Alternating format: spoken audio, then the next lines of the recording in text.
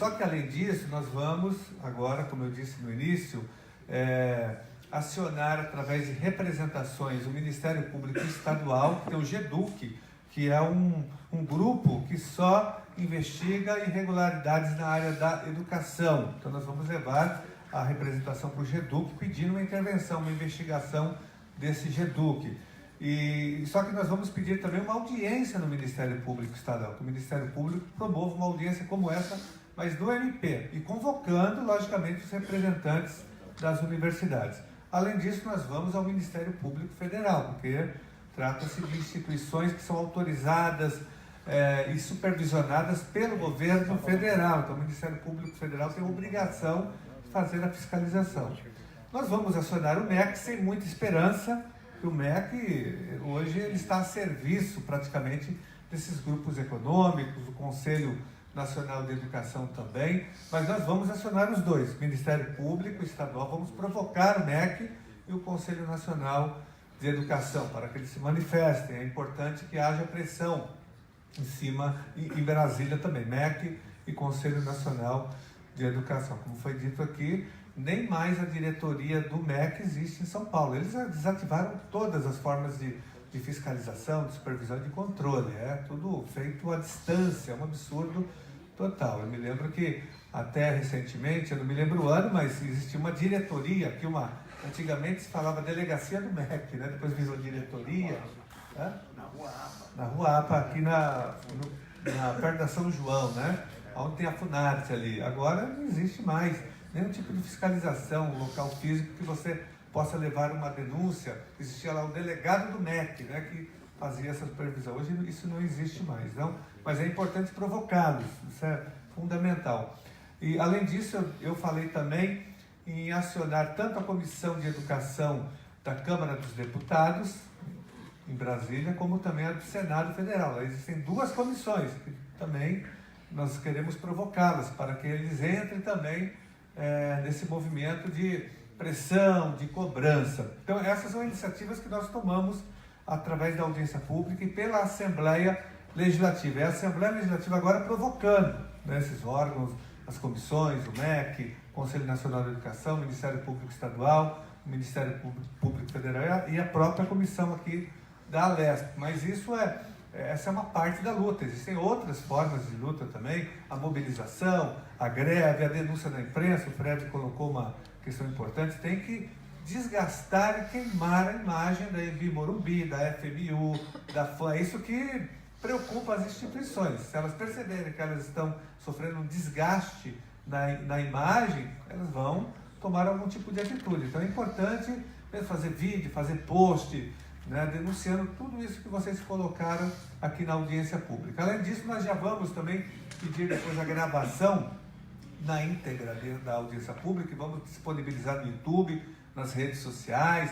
Aí vocês podem montar também. É importante que nós tivemos falas boas aqui, críticas interessantes. Eu acho que vocês deram uma aula aqui. Muita gente está assistindo ainda pela TV Web. Então vocês estão falando aqui, parece que não tem ninguém, mas tem muita gente assistindo, porque está ao vivo pela TV Alesp. Vamos disponibilizar para vocês a matéria também que foi elaborada da TV Alesp. Ela fez uma síntese aqui da nossa audiência pública. Enfim, daí nós vamos colocar todo esse material à disposição de vocês. Mas é importante mesmo divulgar o que vem acontecendo. É lógico que a mídia não abre espaço para isso, né, Celso? É difícil a gente conseguir espaço, porque essas empresas elas anunciam também dos grandes meios de comunicação, enfim. E eu queria dizer o seguinte, que você falou aqui em pregação no deserto, que é difícil, mas não é, pessoal. Eu quero citar aqui, a Luana citou Paulo Freire, né? Paulo Freire tem uma frase que diz o seguinte, está lá no Pedagogia do Oprimido, que o mundo não é, o mundo está sendo, né? O mundo, ele não é um mundo de injustiça, ele está sendo de injustiça, mas ele pode ser modificado, transformado, porque nós podemos mudar o curso da história com as nossas ações e com as nossas intervenções. É isso que nós estamos fazendo aqui. E o outro autor, que é o Michel Foucault. Foucault diz o seguinte: onde há opressão, onde há injustiça, onde há dominação, há resistência e há luta. E é isso que nós estamos fazendo aqui na Assembleia Legislativa hoje. Então, aqui é um espaço de luta e nós vamos colocar a Assembleia Legislativa à disposição dessa luta de vocês, junto com o Simpro, com o Celso Napolitano aqui, com a federação, junto com as entidades estudantis e junto com os apoiadores aqui, que nós temos apoiadores da luta, pessoas que são solidárias à luta de vocês. Como disse o Zafalão, a luta aqui da educação é uma só, seja ela na rede estadual, na rede municipal, no setor privado. Nós acompanhamos aqui a luta das universidades públicas, que estão em crise também, no estado de São Paulo, a falta de financiamento da USP, da Unicamp, da Unesp, do Centro Paula Souza. Então, nós tivemos aqui, o Celso Napolitano falou, nós tivemos aqui uma CPI do ensino superior privado no estado de São Paulo. Nós ficamos aqui horrorizados, acionamos todos os órgãos que eu citei aqui para que providências sejam tomadas. Nós investigamos com profundidade outras instituições que nem merecem ser chamadas de instituições, como a Uniesp, que é uma das piores picaretagens que existe nessa área da educação. Chama Uniesp, mudou de nome agora, mas é a Universidade do Brasil, porque o nome ficou tão desgastado e é uma faculdade que deu golpes e mais golpes em alunos, em professores, em funcionários. Até nas mantenedores. Ela comprava as faculdades e não pagava. Era golpista, assim, a maior golpista de todos os tempos, né?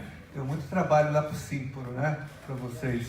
Enfim, então nós temos uma certa trajetória, uma experiência de enfrentamento a esses grupos privados. Eu já fui professor da Unisa, Universidade de Santo Amaro, durante 18 anos, trabalhei na São Camilo e também fui demitido por telegrama. Fiquei lá 18 anos e veio um telegrama, cheguei um dia em casa, tinha um telegrama lá, eles descartam mesmo os professores, né? Já era, isso faz tempo, foi em 2006 que eu fui demitido. Hoje é muito pior, nem se compara. O professor é descartável hoje.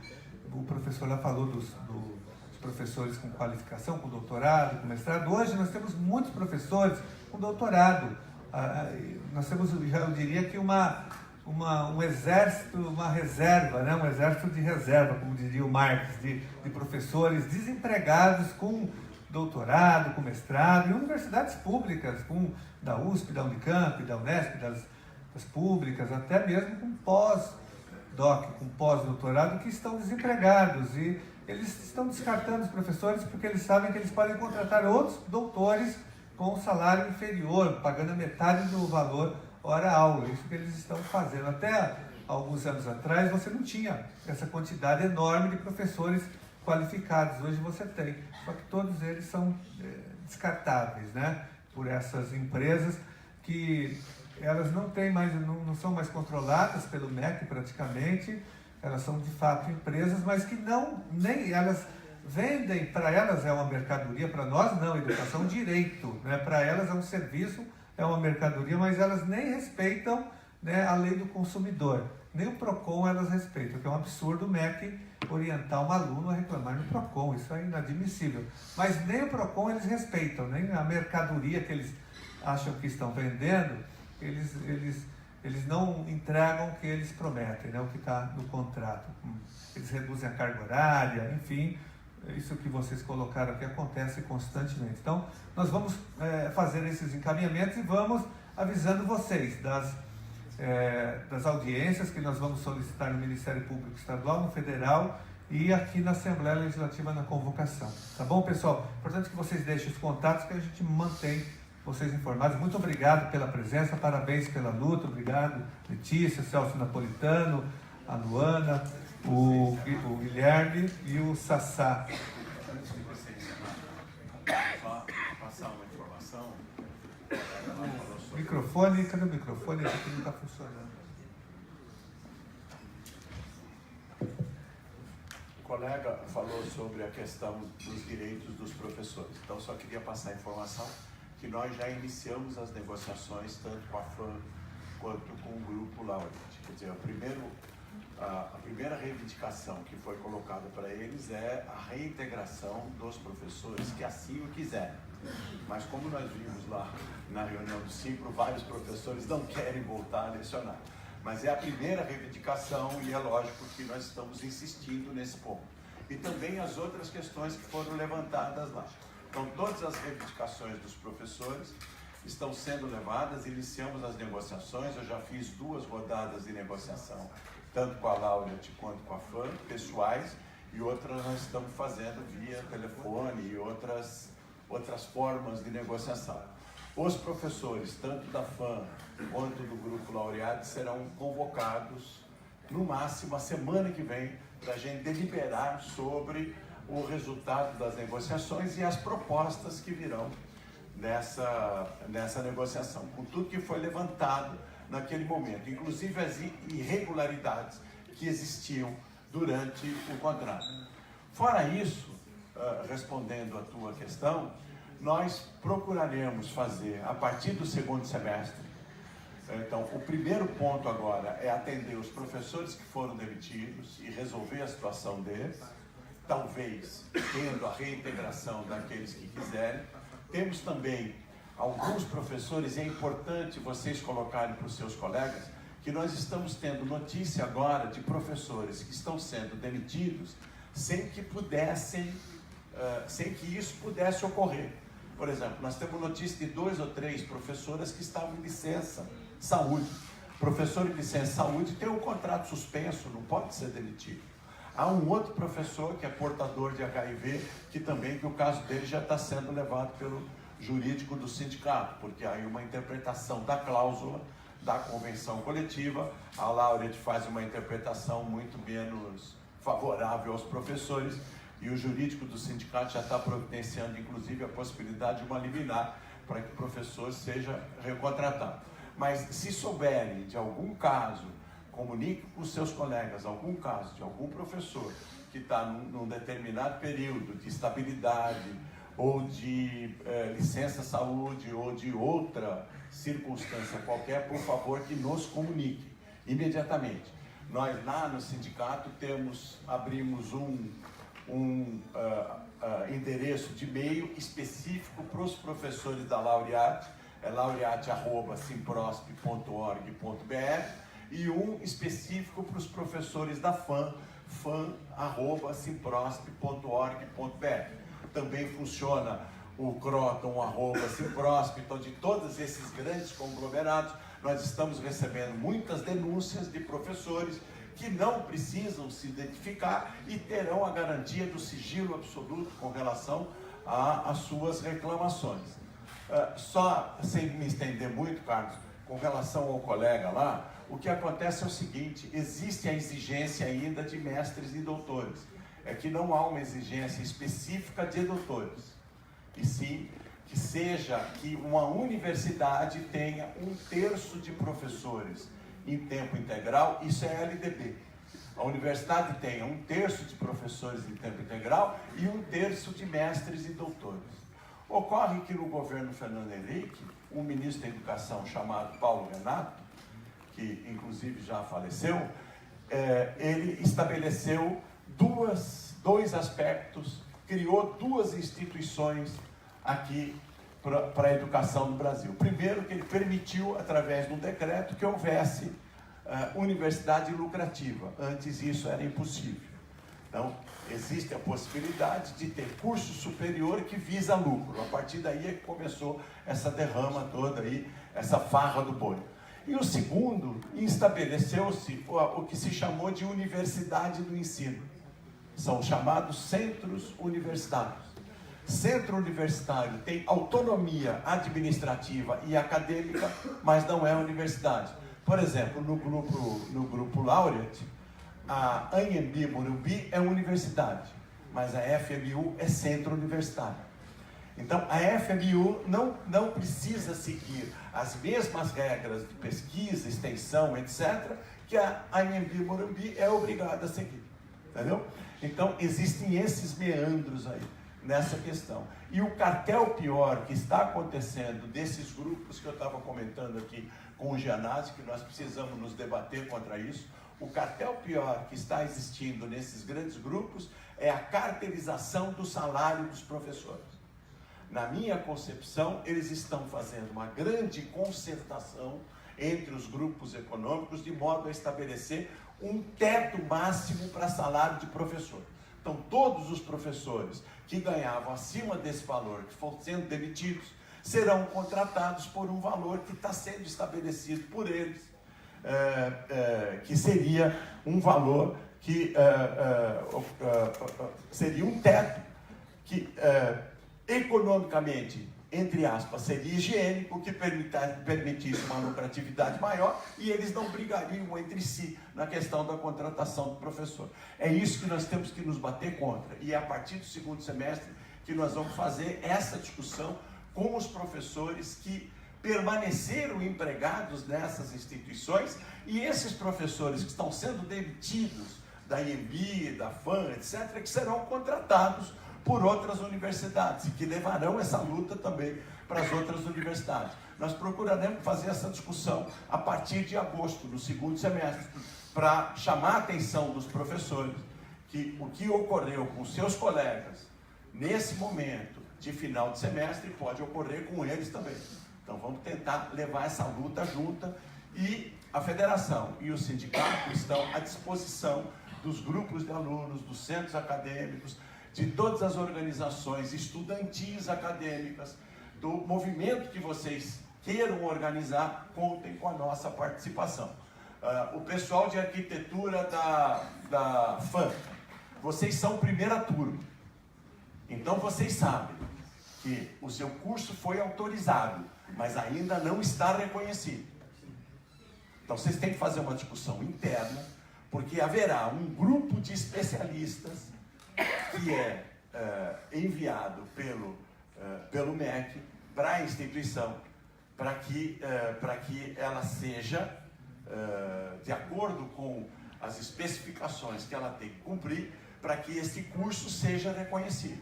Então vocês têm que fazer uma discussão interna, porque vocês correm um risco. Se o curso não for reconhecido, o seu diploma não vale. Mas ao mesmo tempo vocês têm que tomar alguma atitude para as outras turmas que vêm depois de vocês. Então essa discussão vocês têm que fazer seriamente dentro da universidade. Denunciar ao MEC o que está ocorrendo na universidade, de modo que, primeiro, os especialistas, os avaliadores fiquem sabendo do que ocorre em relação à condição de trabalho de professor, e ao mesmo tempo que vocês não sofram estelionato, que o seu curso possa ser reconhecido, entendeu? Então, também é uma discussão séria que vocês devem fazer e devem ter, na minha opinião, a orientação e o auxílio dos professores da instituição. Procure conversar com os professores. Se precisarem da nossa orientação também, fique à disposição. Nós temos muitos companheiros nossos também, colegas do sindicato ou da nossa atividade acadêmica, eu também sou professor universitário, que participa dessas comissões de avaliação. E daí a gente pode trabalhar no sentido de que esse tipo de ocorrências que vocês denunciaram aqui seja denunciado ao MEC, mas ao mesmo tempo que não atrapalhe a sua própria formação e o seu próprio diploma, tá certo? Então, quero deixar também aqui para o mandato do Gianazzi e para todos vocês, tanto o sindicato quanto a federação, à disposição de todos. E eu queria dizer, Sassá, que não houve uma pregação no deserto. O mandato do Gianazzi é o mandatário. O mandato do Gianazzi floresce no deserto, porque ele faz esse trabalho todo no sentido de não esmorecer jamais, e é o que ele está fazendo agora. E veja, tanto que a gente vai atuar nesse sentido, que esse mandacaru vai florescer e essa flor vai ser muito linda. Muito obrigado. Obrigado, Celso. Eu quero também só dar meu testemunho em relação ao Simpre e à Federação, né? Eles estão sempre presentes aqui em todas as lutas, na Assembleia Legislativa, na Comissão de Educação, fora o trabalho que eles têm realizado lá no Simpre, que não é fácil, porque, já falam, a gente trabalha muito com a POESP, com o SIMPEM, com os sindicatos dos professores das redes públicas, então a gente faz greve, a gente mobiliza bastante, mas não tem uma perseguição tão pesada quanto na escola privada. Na escola privada é muito difícil, porque o professor que participa de uma assembleia do Simpre, ele pode ser demitido, ele fica marcado, ele é assediado, porque aquilo é empresa. Então é difícil você fazer uma assembleia, você fazer uma mobilização. Mesmo assim, vocês conseguiram algo inédito, vocês conseguiram derrotar o patronato, né, os mercadores da educação, agora com a convenção coletiva, garantir na educação básica, eles tiveram uma grande vitória, porque os donos das escolas particulares, que são organizados, têm o poder econômico, tem o sindicato, que é o sindicato dos estabelecimentos de ensino, tentaram acabar com a convenção coletiva dos professores da rede particular, da educação básica. Eles fizeram um grande movimento com manifestações, né, e conseguiram deter por um tempo, pelo menos até o ano que vem, eles queriam banir, na verdade, invalidar a convenção coletiva. Então ela está mantida e eles participaram ativamente, logicamente, foram os responsáveis do ponto de vista político e jurídico por essa conquista da manutenção da convenção coletiva. Parabéns. Com certeza. E nós conseguimos aqui aprovar a convocação do presidente do sindicato, né, o Benjamin. E eu segurei agora, porque como já está aprovado, a gente convoca ele no ano que vem se ele fizer uma nova ofensiva contra vocês. Pessoal, muito obrigado, parabéns pela mobilização, boa noite a todos e a todas.